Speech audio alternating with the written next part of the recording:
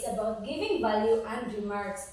So before we start our lesson, we will have an energizer first, and our energizer will be the watermelon song. And it goes like this.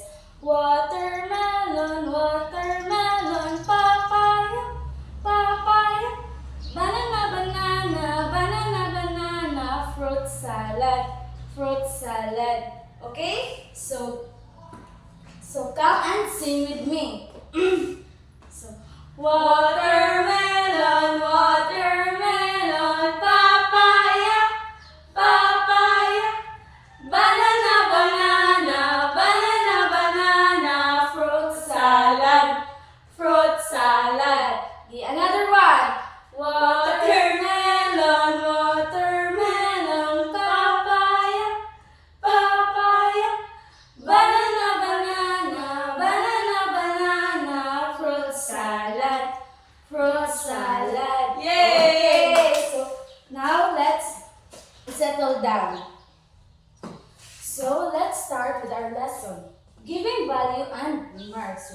In early childhood art education, appreciating children's effort and validating their feelings should be given importance than the output itself. It is the duty of the elementary teacher who teaches art to create an environment that is encouraging and conducive for children to express without inhibitions, take risks, and believe in their work.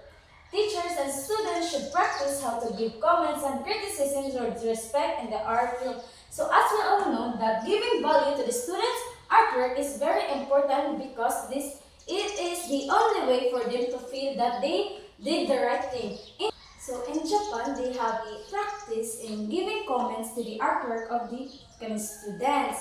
They have this output, and then beside the output, they put paper on it, and the students would roam around the classroom to give comments. They would write it in the paper, and then their comments they would write it in the paper, and then they would tell what they feel. They would write what they feel about the artwork. And of course, it has an advantage and disadvantage. That's why teachers also monitored on how to give comments about their artwork in order for the children to not be discouraged, and the students and the classmates would give some encouraging comments about the artwork. And here is the guideline on how to give comments about the artwork. First is always start with a positive statement. So it is inevitable that sometimes we are presented with a work that does not fit our taste, and our nonverbal expressions always have its way on showing with our face. So for example, I have this artwork. Do you think it is okay if you would say that this artwork is bad? Do you think that it's okay? Of course, it is not okay. It would discourage the students to feel that their artwork is not good. So instead of saying bad things, or instead of making faces, you should always start with a positive statement, and always make sure that you will always include the name of the students. For example, this is the artwork of Annie's. So you will say that, oh, Annie, your artwork is about plates. That is good. That is really nice. That is very beautiful.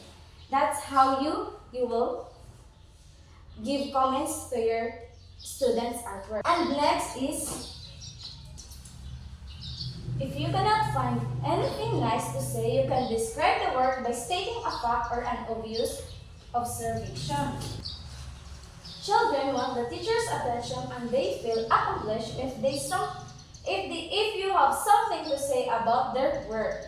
If you are having a hard time to find the right words, describe the artwork by stating what you see. So as we all know, children really want validation coming from the teacher. So if you are having a hard time describing what the artwork is, you should just point out the obvious observation that you will see in the artwork of the student. For example, this is the artwork of Shane, and then you will just gonna point out that, oh wow, Shane, you draw the chicken very well, and that's how you will give comments to Shane. So the next one is comment on the effort given by the child. So a child's effort in the process of creating should always be taken into account when giving remarks or judging an artwork. Children will continue to do better if their efforts and behavior are recognized. So for example, this is the artwork of Danica. So you should always praise about how Danica made her artwork. So for example, this. You should say to Danica that, oh wow, Danica, this is a very nice artwork. You did really a good job in making this. Something like that, something that will encourage them to do better again. Because children really wants the appreciation of the teacher in their artwork, and if they will feel that their artwork is being recognized by their teacher, they will do better next time again. So the next one is, so when in doubt, ask first and then listen. When you see a work that is questionable or makes you raise your eyebrow, you can ask the student politely. This gives the teacher a context and understanding on how the artwork came about. There is no harm in asking, and children's responses are often surprising and funny. Sometimes the artwork of the children is vague and confusing. So in order for us to understand their artwork, we should ask first and then listen. Because children are not found in using their pencil and their artwork, and sometimes they draw whatever they have in their mind. So we should always ask first and then listen, because sometimes the responses of the children are very unpredictable and makes you laugh, because the response of the children are sometimes surprising and funny. So that is why we should ask first and then listen before we judge the artwork of the children.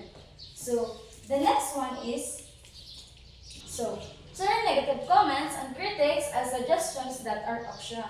Children can be very sensitive when it comes to their work. As teachers, it is our duty to empower them with our words of encouragement. But children cannot grow without improving their weaknesses, and this should be dealt with tact and caution. So this is the artwork of Ivy. So do you think it is acceptable if you will say this to Ivy that, oh, your artwork is very messy?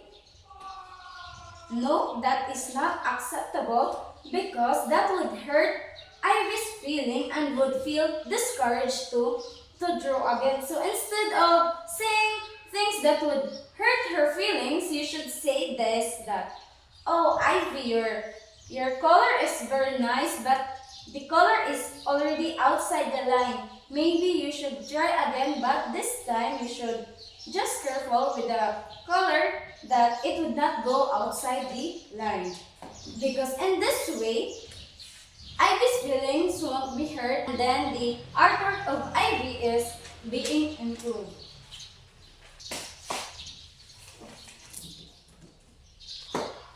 There is no early age to teach children how to make a constructive criticism. This is a good practice of creating sentences and saying them with respect to the receiver. Art is one of the subjects where there is no right or wrong, so no opinion is superior to the other. So it is essential for the children at a young age to know how to construct criticism, because knowing how to construct criticism is a valuable life skill. Always remember that in art there is no wrong or right, and there is no opinion that is superior to the others, because